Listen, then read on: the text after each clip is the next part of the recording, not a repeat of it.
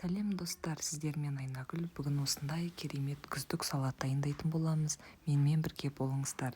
Бізге қажетті ингредиенттер: қызанақ, болгар бұрышы, укроп, сәбіз, ащы бұрыш және чеснок қажет болады. Және маған термомикс керек болады. Помидорды тазалап, турап аламыз.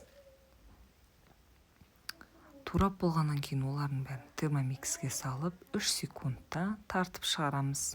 Мінекей біздің қызанағымыз дайын. Оны енді кастрюляға құямыз да отқа қойып 50 минутқа қайнатамыз. Ол қайнайым дегенше болгар бұрышымызды тазалаймыз, ішіндегі шемішкілерін. Оны турап, оны да термомиксте өткізіп аламыз. Оны әрқайсысын бөлек ыдыстарға құйып қоямыз. Енді сәбізімізді де дәл солай сәбізімізді де термомиксте өткіземіз. Ащы бұрыш пен чеснокты да бірге өткізіп аламыз. Ащы бұрыш, чеснок, укроп үшеуін бірге өткіземіз.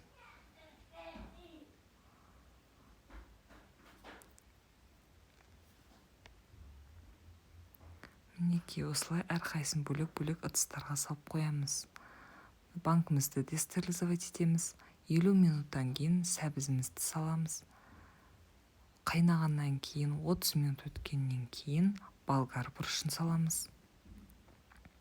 Оны да 30 минут қайнатамыз. 30 минут қайнағаннан кейін жаңағы укроп, чеснок және ащы бұрыш қосылған қоспамызды салып, 200 грамм май құйып 15 минутқа қайнатамыз. Мінекей біздің салатымыз дайын болды. Осыларды енді банкамызға құйып, жақсылап жабамыз. Мінекей өте оңай дайындалатын салат. Сіздерге дайындауға кеңес беремін.